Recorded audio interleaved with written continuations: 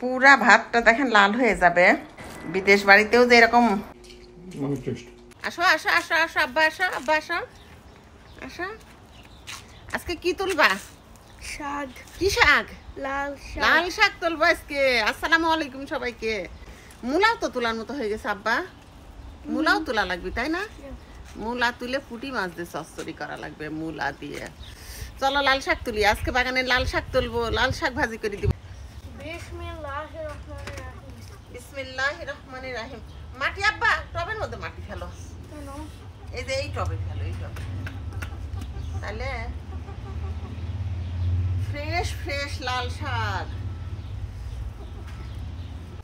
কাঠ বিড়ালির যন্ত্রণায় আর পারলাম না।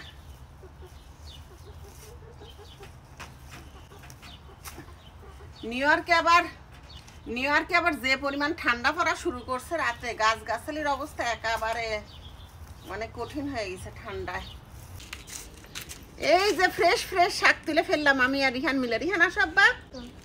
দেখেন কত সুন্দর তরতাজা বাগানের ফ্রেশ লাল শাক। আমরা যারা বাগান করি মানে ছাদ বাগানি অথবা আঙিনা বাগানি, ছোটখাটো বাগান করি নিজেদের পরিবারের চাহিদা মেটানোর জন্য, তারা আমরা চেষ্টা করব রাসায়নিক সার দিয়ে বাগান না করতে, ঘরের জৈব সার দিয়ে আমরা বাগান করব। কারণ আমরা অল্প খাই, কম খাই, কিন্তু অর্গানিকটা খাই না রিহান? তুমি গেলে যেতে পারো।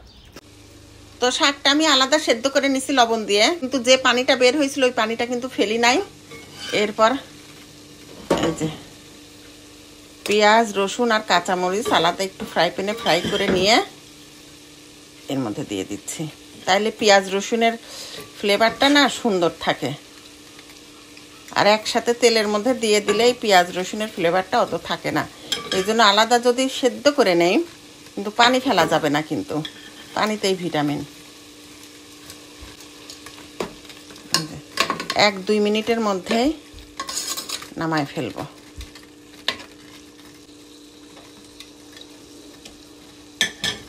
দোকানে কিন্তু শাক ওঠে নাই লাল শাক, কিন্তু আমার বাগানের ক্ষেতের লাল শাক আমরা খাওয়া শুরু করে দিছি আলহামদুলিল্লাহ।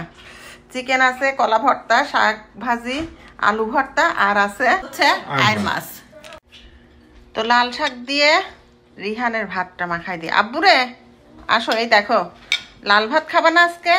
পুরা ভাতটা দেখেন লাল হয়ে যাবে। এখনকার লাল শাক না মানে পুরাপুরি লাল হয় না, কিরকম সবুজ সবুজ থাকে, কিন্তু আমার বাগানের লাল শাক দেখেন আলহামদুলিল্লাহ। বিদেশ বাড়িতেও যে এরকম লাল লাল ভাত মাখায় খাইতে পারবো। আসো রিহান আসো, রিহানকে দাও, ধরো রিহানকে দাও। রিহান আব্বু আসো। তাই না? কি ফ্রেশ একদম। রিহান খাইছো? খাও বিসমিল্লাহ বলে। অনেক টেস্ট হয়েছে, তাই ছোট ছোট শাক তুলে করা তো, তাই না? রাধন কেমন হয়েছে আব্বা? একটু দিবা আব্বু কি লাল শাক? আচ্ছা আলু ভর্তা নাও, এই যে তুলে নাও।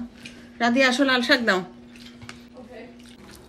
দেখেন ভাত দেখেই, ভাতের কালার দেখেই একদম মনটা ভরে যায়। কি সুন্দর একদম টকটকা লাল কালার। বিসমিল্লাহ।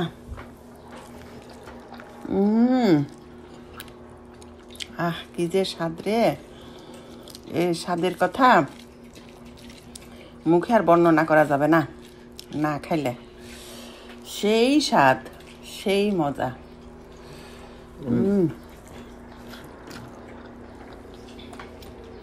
যাই হোক, সবাই ভালো থাকেন। আমাদের ভিডিওগুলো যদি ভালো লাগে প্লিজ ভিডিওগুলো শেয়ার করে দিয়েন।